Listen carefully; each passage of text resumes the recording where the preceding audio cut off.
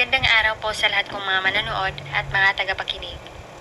Ang kwentong pag-uusapan natin ngayon ay patungkol sa kasong gumulat sa Kerala, India. Isang tao sa lungsod na ito ang lihim na gumawa ng kasuklam-suklam na krimen sa 6 na kataong malapit sa kanya. Ang mas nakakagulat ay ginawa niya ito sa loob ng 14 na taon. Inakala ng lahat na ang taong ito ay isang mabait, inosente at matulungin. At ang mas lalong nakakagulat, ito ay isa palang babae. Siya ay kilala sa tawag na Jolly Joseph. Si Jolly ay nakilala ng mga kapitbahay at mga kaibigan niya bilang masayahing babae, mabait at matulungin sa kapwa. Kaya laking gulat nila nang malaman nilang ito pala ay isang kasuklam-suklam na serial killer. Kaya mga ka-curious, alamin po natin ngayon sa kwentong ito papaano ito ginawa ni Jolly sa mga taong lubos na nagtiwala sa kanya. Sino-sino sila at kung ano ang motibo ni Jolly sa kanila. Kaya halina po kayo at sabay-sabay nating pakinggan ang buong kwento ng kilabot sa Kerala, India na si Jolly Joseph.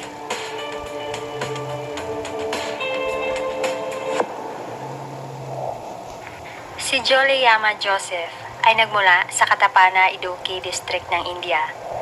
Isa naman siyang first-year college dropout sa distritong ito. Nakilala siya sa palayaw na Jolly. Hinahangaan naman siya ng mga kakilala niya dahil isa itong masayahin, mabait at higit sa lahat ay may angking natural na kagandahan. Kaya marami na ding mga manliligaw si Jolly na mga binata. Isa sa mga nanligaw sa kanya ay si Roy Thomas. Agad din niya itong naging nobyo at di kalaunan ay nagpakasal sila noong 1997. Matapos ng kasal ay dinala naman ni Roy si Jolly sa lungsod nila sa Kodathai, Kozhikode distrito ng Kerala, India. Nakitira naman sila dito sa malaking bahay ng mga magulang ni Roy na sina Anama Thomas at Tom Thomas. Ang mag-asawang Thomas ay kilala naman sa distritong ito. Maliban sa may malaki silang bahay, ay may naipundar din silang mga ari-arian. Dahil si Tom Thomas ay nagtrabaho sa gobyerno, samantalang ang asawa niyang si Anama Thomas ay isa namang retiradong guro. Maliban kay Roy, ay may 2 pang anak ang mag-asawang Thomas, at ito ay si Rojo Thomas na nagtatrabaho sa US, at ang isa pa nilang anak na babae ay si Ranji Thomas. Ang distrito ng Kerala ay nasa timog ng India, kung saan ay may iba-ibang relihiyon, Hinduism, Muslim at mga Kristiyano. At isa na ang pamilyang Thomas, maging si Jolly na aktibong Kristiyano, regular silang nagsasamba. Sa paglipas ng mga taon, si Roy at Jolly ay nagkaroon naman ng 2 anak na mga lalaki. Masaya namang nakitira si Jolly sa kanyang mga binan. Dahil ang mga ito ay mga kapwa matanda na rin, ay sinisilbihan din niya sila araw-araw. Maliban dito, ang kanyang mga binan ay tumutulong din sa pang-araw-araw nilang gastusin.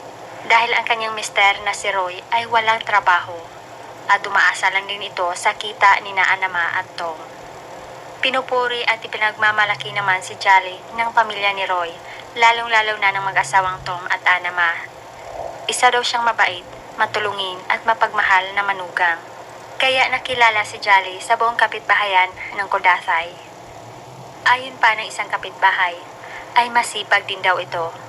Dahil pagkatapos ng mga gawain niya sa bahay at magsilbi nito sa mga Thomas, ay umaalis agad ito para magtungo sa trabaho bilang profesor sa isang university sa Kerala na may kalahating oras lang ang layo. Sabi din ng isang kapitbahay, ay minsan din siyang tinulungan ni Jolly noong nagkagipit sila at nagkasakit ang isang miyembro ng pamilya niya. Matulungin daw ito sa lubos na nangangailangan ng tulong. Maliban dito, ayon pa ng isang kakilala, ay regular ding binibigyan ng oras ni Jolly ang simbahan at tumutulong sa mga aktibidad dito, lalong-lalo na sa mga aktibidad sa lungsod. Dahil sa ipinapakitang ugali ni Jolly sa kanyang mga kakilala at mga kaibigan, ay walang kahit sinuman ang magdududa sa kanyang pagkatao. Ang hindi nila alam, ang pinupuri nilang babae ay magiging serial killer pala pagkatapos ng 5 taong pamamalagi nito sa Kerala, India.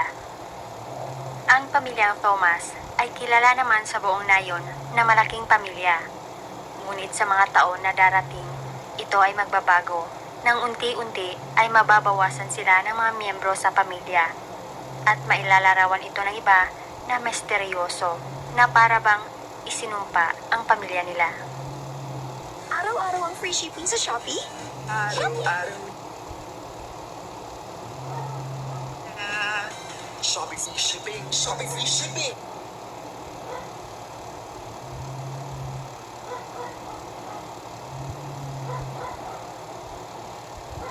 Nagsimula ito noong August 2002.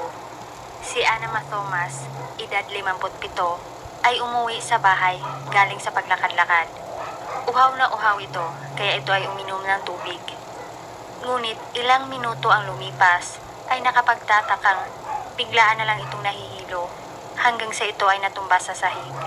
Agad itong naisugod sa ospital, ngunit sa kasamang palad, ito ay hindi nakaligtas. Diniklara ng doktor na ito ay nagkaroon ng heart attack. Walang nagdududa sa sinapit ni Anama dahil ito ay may dati ng iniindang sakit. August 8, 2008, ito ay 6 na taon pagkatapos lumisan ni Anama Thomas. Sa araw na ito ay ang kanya namang mister ang sumunod na si Tom Thomas. Ito ay natagpuan sa kwarto na nahihilo at natumba. Kaya agad tinawag ni Jolly ang kanyang mga kapitbahay at ang kapitbahay na ito ay nakita niya na si Tom ay nasa sahig at bumubula ang bibig. Naisugod pa ito sa ospital, ngunit agad din itong lumisan. Katulad sa kanyang asawa, diniklara din ito ng doktor na nagkaroon ng heart attack.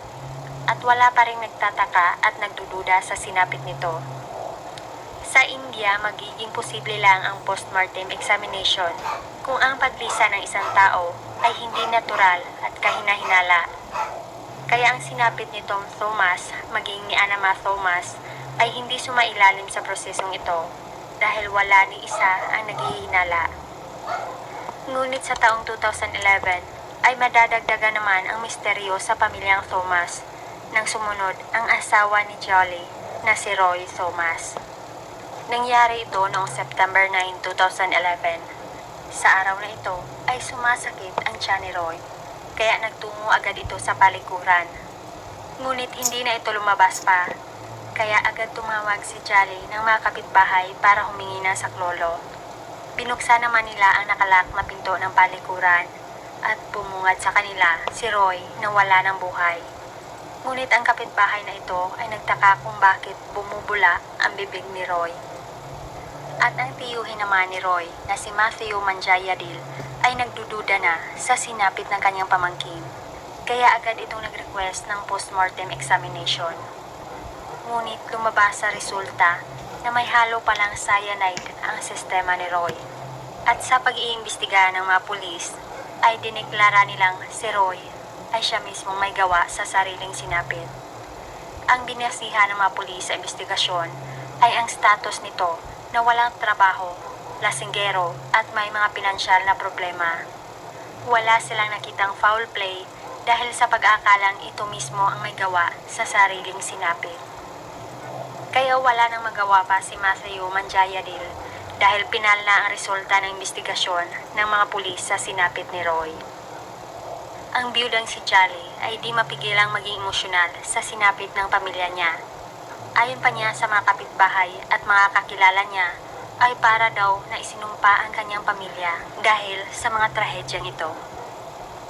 Ang isa namang malapit na kapitbahay nila ay napansing si Jolly ay unti-unti na daw nagbago. Hindi na daw ito aktibo sa kanilang simbahan maging sa kanilang komunidad at hindi na din ito kinakausap pa ang mga kakilala at mga kaibigan niya. Inintindi lang nila si Jolly dahil marahil ito ay nagluluksa pa. Ngunit hindi lang pala kay Roy matatapos ang trahedya ng pamilya nila dahil madadagdagan na naman ito ng 3 pa sa darating na mga taon. Sa taong 2014 ay may paglalamayan na naman sila at ito ay si Matthew Manjayadil. Kung naalala nyo, siya yung tiyuhin na nagduda at nag-request ng postmortem examination sa sinapit ng pamangkin niyang si Roy. Si Matthew ay biglaan na lang natumba at nahilo noong ika-24 ng Pebrero sa taong ito. Ito ay matapos nitong uminom ng kape. Ngunit, diniklara din ng doktor na ito ay nagkaroon ng heart attack. Hindi na natigil ang misteryo sa pamilyang ito dahil sa taong ding ito, 2014, ay may sumunod na naman sa sinapit ni Matthew.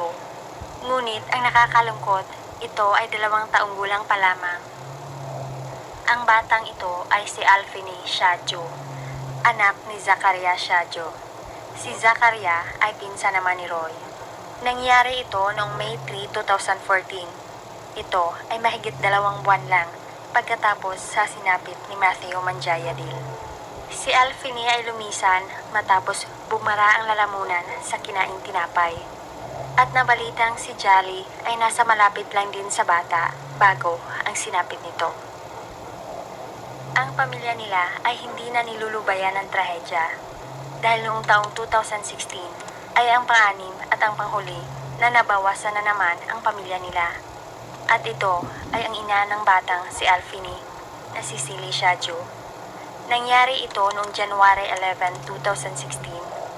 Si Silly ay uminom lang ng tubig, ngunit biglaan na lang din itong natumba. Di katulad sa iba, si Silly Shadjo ay hindi na naisuwid pa sa ospital. On the spot ang sinapit niya, na para bang minadali ang paglisa niya. Nakitaan ito ng maraming bula sa bibig. Sa taong 2017, si Zakaria Shadjo, ang byudo ng yumaong si Silly Shadjo, ay pinakasalan si Jolly Joseph, ang byuda ng yumaong si Roy Thomas. Pareho silang nawala ng mga asawa, kaya walang sinuman ang tututol sa kanilang pag-iisang dibdib. Ang sunod-sunod na masalimuot na pangyayari ay may isang miyembro naman ng pamilya nila na lubos na nagdududa, at ito ay si Rojo Thomas. Siya ay nakababatang kapatid ni Roy Thomas. Kung naalala niyo sa simula, si Rojo ay ang isa pang anak ng yumaong mag-asawa na sina Anama at Tom Thomas. Si Rojo ay nasa US at nagtatrabaho sa panahong isa-isang pumanaw ang pamilya niya. Labis siyang nagtataka na sa loob lang ng 14 na taon ay kung bakit 6 na miyembro ng pamilya niya ang pumanaw.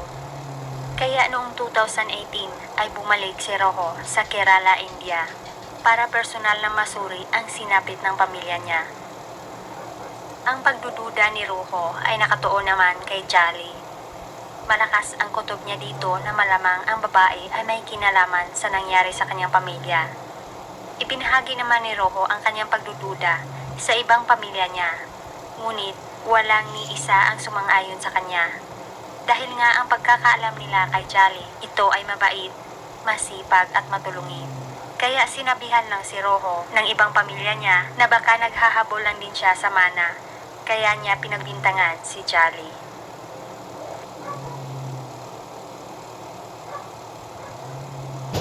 Ay mag-isa na lang kumilos si Rojo.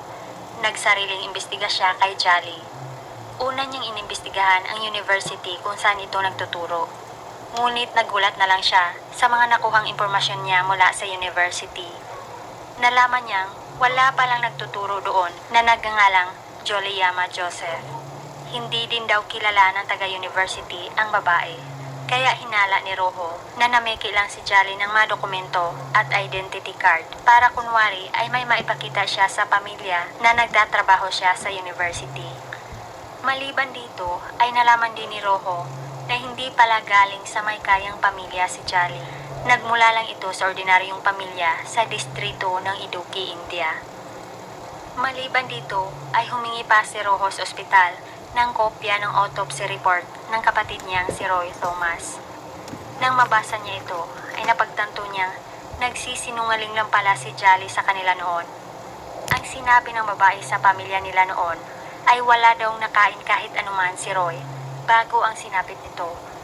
Pero, ang nakita sa autopsy report ay may undigested pa ito na kanin at curry. Ibig sabihin lang nito ay kumain si Roy mga ilang minuto bago ang sinapit nito. Hinala ni Rojo na hindi ang kapatid niyang si Roy ang nagsariling gawa sa sinapit nito. Malakas ang kutob niya na ang cyanide ay nagmula sa kinain nito. Dahil dito ay nag-file na si Rojo sa mga pulis para muling maimbestigahan ang misteryosong pagpanaw ng kapatid niyang si Roy at sa iba pa niyang pamilya. Bilang parte ng investigasyon ay muli nilang in-interview ng mga pulis si Jolly. Ngunit ang mga ikinuwento ng babae sa kanila ay hindi kapani-paniwala. May mga discrepancies ang kanyang mga sagot, pero hindi pa nila ito formal na maaresto kung wala silang matibay na ebidensya dito. Kaya nagpatuloy ang investigasyon sa 6 na pamilya ni Rojo. Bilang parte ng investigasyon, ay muli namang binuksan ng mga pulis at forensic experts ang mga burial vaults ng 6 na pumanaw para ang mga ito ay masuri. Sa panahon ding ito ay nalaman ni Rojo na nagbago pala ang Well of Testament ng ama niya na si Tom Thomas. Nakasaad dito na inilipat pala ang mga ari-arian nito sa pangalan ni Jolly. Ngunit agad nalaman ni Rojo na ito pala ay pineke lang ni Jolly. Maliban dito ay ni-raid pa ng mga pulis ang bahay ni Jolly at kotse. At nakahanap naman sila ng mga ebidensya. May natagpuan silang bakas ng cyanide sa dashboard ng kotse nito, maging man sa bahay. Dahil dito, si Jolly Joseph ay inaresto noong October 5, 2019. Ngunit sa pag-aresto nila sa kanya, ay may nakakagulat at kasuklam-suklam naman itong mga revelasyon. Inamin niya na siya nga ang may sala sa 6 at hinaluan niya ng cyanide ang pagkain nila at inumin. Inamin niya rin kung ano ang motibo niya sa bawat isa sa kanila. Una niyang inamin ang unang biktima niya na si Anama Thomas.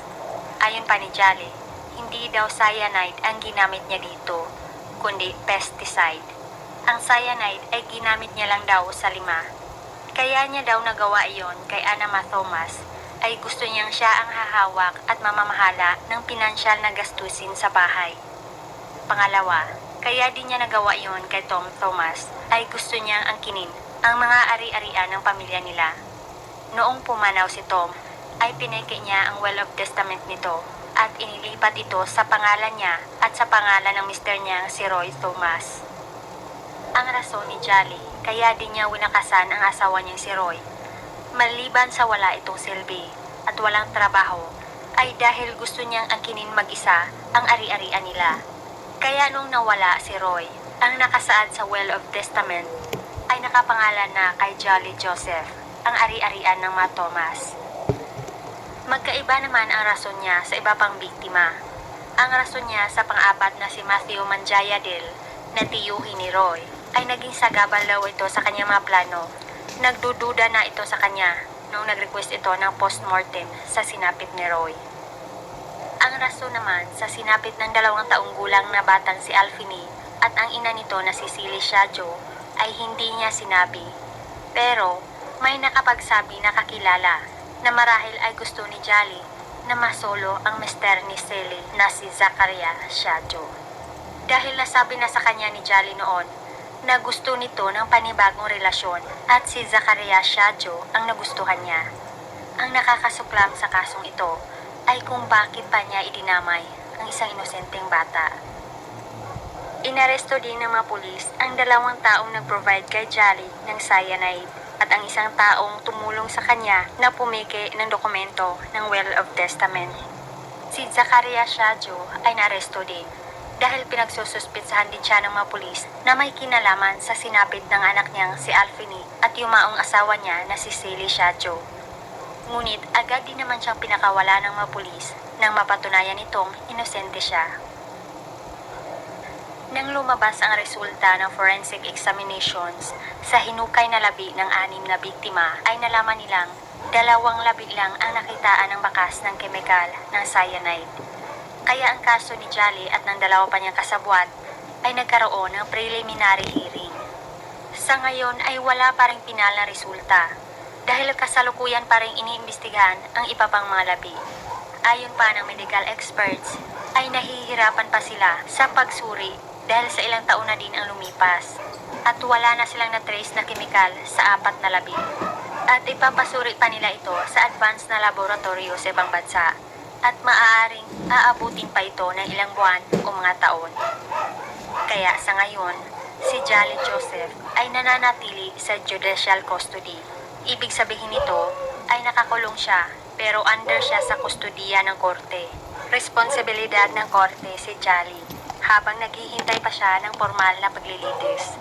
Kaya sa ngayon, nananatili si Jolly sa judicial custody habang hindi pa natatapos ang investigasyon sa kanyang kaso. Magpahanggang ngayon ay nagpapatuloy pa rin ang investigasyon sa kaso ng kilabot na si Jolly Joseph. Hanggang dito lamang mga ka-curious. Maraming salamat sa panonood at